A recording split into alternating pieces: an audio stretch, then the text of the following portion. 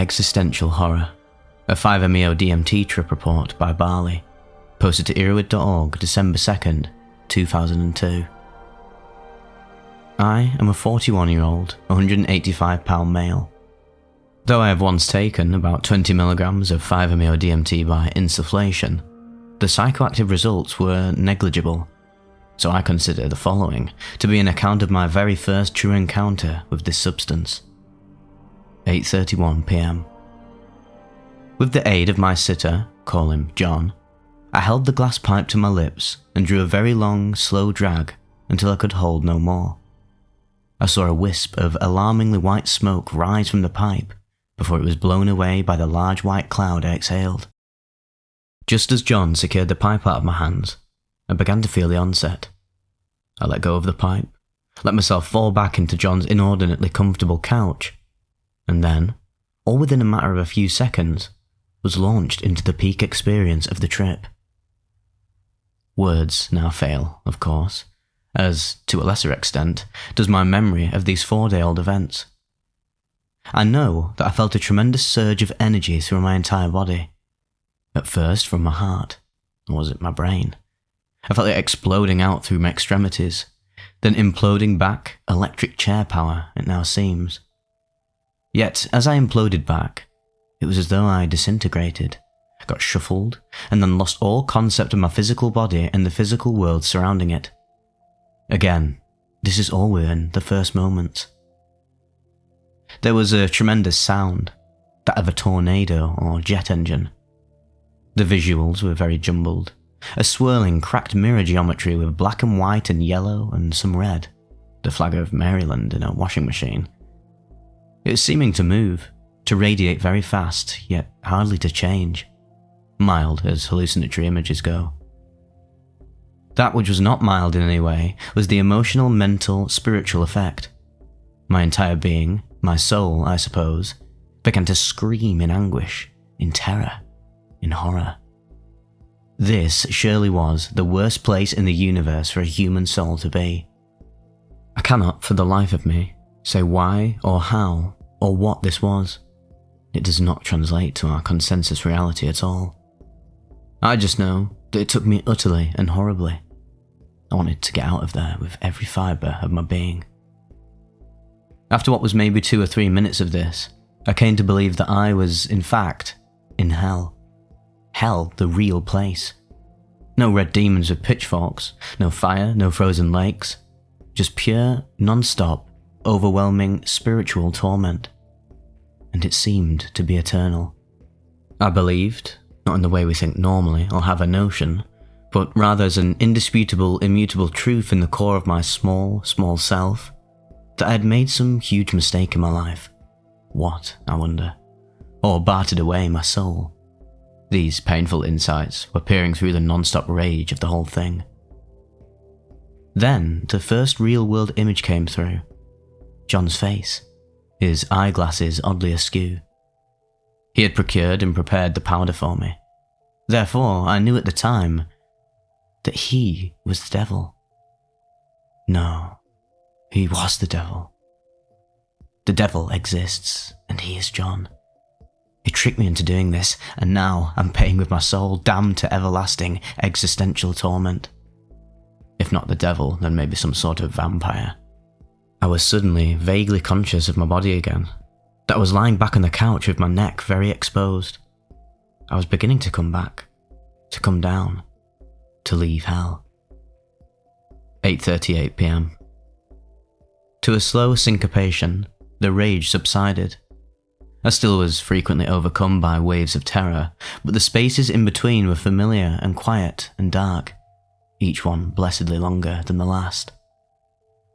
I noticed that my mouth was open and very dry, my throat being sore. I couldn't muster the strength, or the know-how for that matter, to reach for or ask for my glass of water.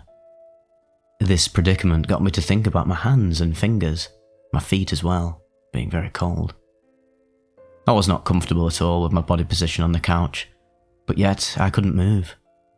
My heart was pounding, as was my forehead. I was inhaling vast, deep breaths, then pushing the air out with all the force I could muster, as if I were pushing out the drug, the devil, the experience itself, anything that could be pushed out. After a few minutes, I knew that I could move my left hand. Its first chore was to rub, deeply, slowly, my clenched and throbbing forehead. The terror continued to pass. My ego came roaring back and tried to strategize its way back to ascendancy, encouraging me to lighten up. Hello, Bedford Falls. Hello, you old building and loan. Or to analyze. And as to intensity, I figured that 5-MeO DMT is to LSD as LSD is to cannabis. Or to become self-conscious, worrying me about what the appropriate first words to John might be, wondering what he saw. I was exhausted by now. I began to feel these familiar, physiological crutches clicking themselves back into place. The crutches of Dali never having made as much sense before. I bent one knee, then the other, getting my feet flat on the floor for a time, and then letting them slide. I remained frightened. I pleaded with blank, the universe, that I might never have to experience that again. I felt mild, occasional tremors run down an arm or leg or side, and the very slightest nausea. I had fasted for 8 hours prior. John had told me before we began that he wouldn't say anything to me until I spoke to him. Perhaps I indulged this. I felt as though I wanted to sleep. Then, John's phone rang. 9:30 p.m. John raced to turn down the answering machine, and I mustered a chuckle. You alright? He ventured. Yeah, I breathed. That was hell. You know, it's been an hour now. I thought it had been somewhat shorter, maybe 40 minutes. He told me that I must metabolize tryptamine such as this at about half the normal rate, that most folks would have been up and conversable within half hour.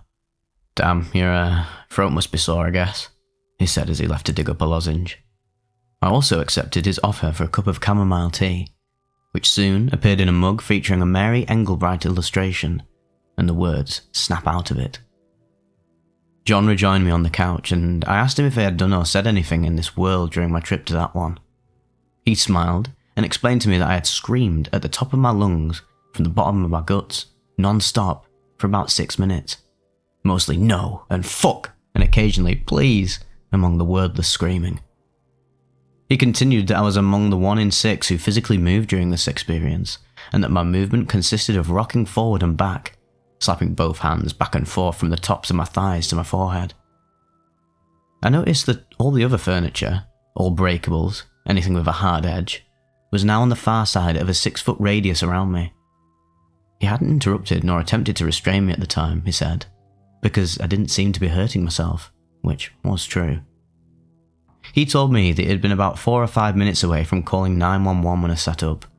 I looked him straight in the face and screamed with the intention of every shard of my existence that he was the devil and that he should get fucked. Shortly afterwards, sinking silently back into the couch. After a while, he had seen my left hand move and knew that would be alright. He went on to explain that he was not, in fact, the devil, though he had been called the Antichrist by someone several years ago under somewhat similar circumstances. We reasoned together about the circumstances that may have brought about such a dark episode when an experience of absolute bliss, followed by joyous weeping, more typically follows this powder's ingestion. John gently cautioned me off the seductive tracks of fate and design. 10:40 p.m. Feeling about 90% back to base level, I found that I could stand and that standing felt good, and that 2 mugs of chamomile and a glass of water later, it was also good that I could make my way to his bathroom. I told John that I hadn't yet been able to decide whether or not to thank him, but that I did appreciate his vigilance. I wasn't yet entirely convinced of his earthly mortality though. I got in my car and drove home, avoiding freeways by driving right through the centre of town, which, to my delight, had just been festooned with lights for the winter holidays. Arriving home, my wife smiled at me and said, offhandedly, "So, you shattered?" Seeing and hearing from me that I had, in fact, been through hell, she enveloped me with her matchless love and warmth and support, if not entirely understanding. She made me another cup of herbal tea and a slice of peanut butter toast, and we went to bed. With my heart and forehead still pounding, with my palpable fear that, should I give over my consciousness to dreaming, I might actually revisit their terror. and with my bladder in need of frequent emptying of all the tea, I did not sleep until about 4:30 am. November 23rd and on. I was only able to sleep for about 3 hours. I woke up shaky, cautious, and beat up. Throughout the day, which included a 2-hour business meeting, I experienced intensified colours and contrasts and the occasional wave of terror. These would start in my gut or groin, roll up into my head, and, I found, were best released with a quiet but open scream. I never knew my jaw could open that wide. I became frightened that these waves might accompany me for the rest of my days, and frightened of eternal damnation, a totally new fear to me. In the late afternoon, I smoked some cannabis, which proved to be a great blessing. Most of my fear left. I relaxed. I took great joy in the simple acts of walking the dog and preparing food. Finally, at about 24 hours after takeoff, I felt to be at 100% baseline consciousness. I was asleep by midnight and racked up a good 9 to 10 hours. I awoke the next day feeling fantastic, bright and cheerful, happy and just thankful to be alive, to have this human body and this life on this beautiful planet of ours, meek in my knowledge of the limitations of human consciousness. I'll continue to wrestle with the ontology of this whole thing for some time though. I suspect, and try not to think too much about my new fear. I look forward to a particularly rich Thanksgiving.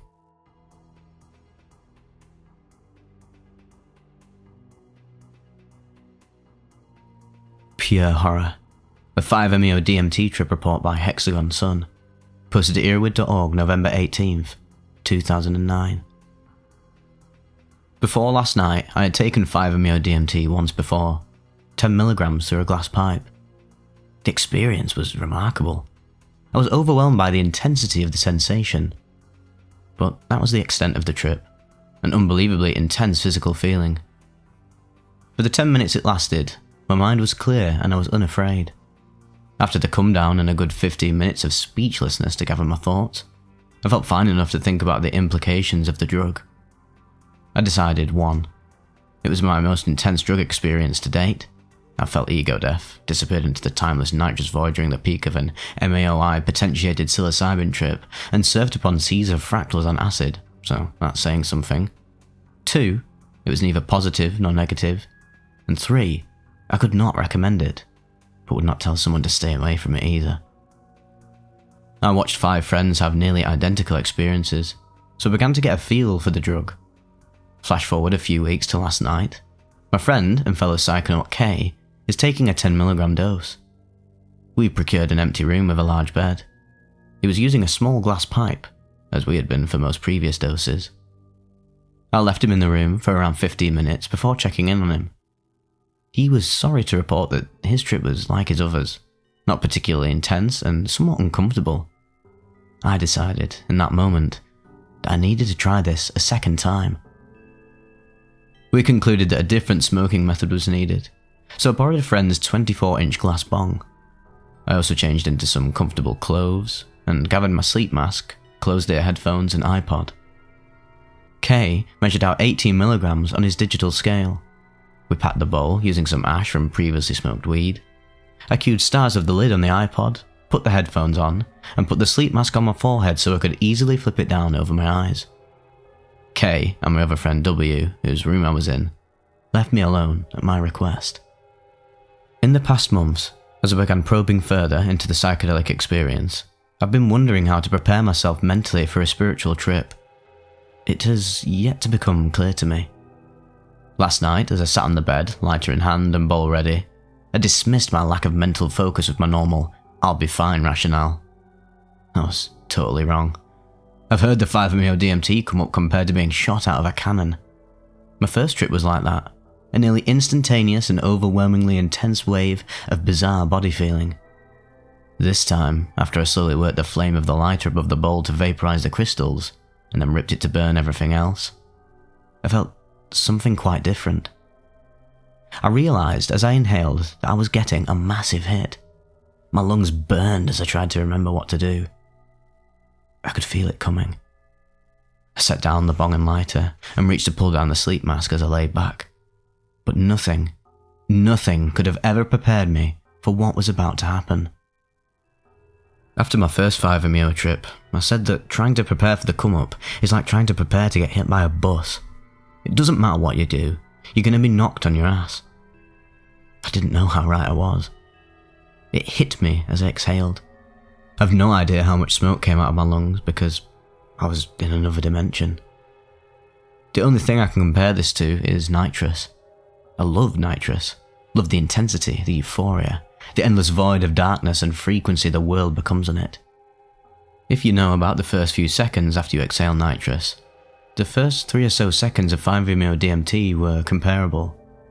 But unlike nitrous, the rapid acceleration of intensity did not stop. I wasn't shot out of a cannon. I was dropped out of an aeroplane. I fell into what I can best describe as pure intensity. There was no self, nothing to separate me from the sensation. It was overwhelming, unstoppable, uncontrollable, and after the first few moments, utterly horrifying. I could only tell time by varying levels in the amount of suffering I was enduring. I had no thought, no intention other than what was happening needed to stop. The fear grew and intensified just as the original feeling had. Have you ever been on a roller coaster, and right as you reached the peak before the giant drop, felt that terror and regret, that I want off this ride now sort of feeling? This was akin to that, but I felt it as much as a human being could possibly feel it. All I could feel was fear. I was essentially reduced to an animal in pain. I was operating on pure instinct within this void. I could not see, and I could not hear. I can't say how long it felt like I was falling. Things were too intense for me to grasp what was happening at all. I eventually came down enough to see. My vision was reduced to a very blurry, very simple haze of meaningless objects. It didn't make much difference at that point. I started to try to make sense of what was going on, and instead of the pure feeling I had before, I began to detect other, more specific feelings. I was being stretched and pulled through some kind of fractaline black hole, twisting and contorting into its shape. In a bout of sheer terror, I realised that my lower jaw was twisting in on itself, rolling up like a carpet into my skull. The rest of my body was following suit as well, legs through abdomen into a spiral. I was coherent enough at this point to think, nah, this is not happening to me, is it? I could still detect that my tongue was in my mouth, so I knew it wasn't flowing into my throat like I felt it was. If I had been slightly less conscious of the fact that I was on a drug and that I was hallucinating, I think I would have endured far greater horror at what was happening to me. But let me tell you, it was still torture. Things came down further. Both K and W were sitting on the edges of the bed attempting to speak to me perhaps. Compared to any mushroom or acid trip I had experienced, I was still tripping harder than I ever had in my life. Objects jerked into focus and back again, as if I was watching a flipbook comic book or low FPS film. My hands and head revolved along spiraled grooves of gravity, and I became far more clear-headed. Over the next 3 to 4 hours, I tried my best to calm down and consider my experience. I listened with shock as my friends told me actually what had happened. Shortly after I went into the room, they heard violent and terrified screaming. I was crying for help, screaming in agony for it to stop. I don't recall any of this in the slightest. They watched helplessly for 10 minutes as I convulsed and contorted on the bed, spasming, whimpering and eating food that wasn't there. At one point, a smile crossed my face. I couldn't see or hear them as they tried to help me. As I came down, it took some time for me to recognise them as human even. And then there's my friends. I tripped hard for 2 hours after this initial experience, and was still tripping intensely when I went to bed 4 hours later. I found my hands moving in spiral patterns, and could still feel the jolts of energy moving from arm to arm. As I type this now, I can still sense the bizarre, tactile effect the 5-MeO DMT has. I dosed over 14 hours ago. I've heard that 5-MeO DMT has polarizing effects. Some love it and some hate it. I can't say in my experience if this is true. My best explanation for what happened to me could be that my lack of mental and spiritual preparation, compounded with anxiety about a test the next day, resulted in an infinitely magnified feeling of pure panic and fear. I feel like I have to revisit the drug though. But I guess if the earlier statement is true, and some people are just affected negatively by the drug, I suppose I'm doomed to another traumatic episode. I feel this need to conquer it, a need to know what happened. I'm going to need help with the mental problems I have. I honestly do not know where to begin. I want people to be aware of what this drug is capable of. Read trip reports. There are people who have anxiety attacks every time they think of their 5-MeO-DMT trip. People who cannot touch psychedelics for months or even ever again without feeling that fear. Kay read James O'Rourke's Tryptamine Palace. The author spends the majority of the book singing the praises of 5-MeO-DMT, describing the positive spiritual effects of the drug. I mean, I don't doubt his story, but the impression he gives is that 5-MeO is a powerful and uplifting tryptamine overall, and I'm here to give an account of its dark side. I thought that as an experienced psychedelic user, I could honestly handle whatever had come my way. I was wrong. Please think heavily about the implications of using this drug, or any.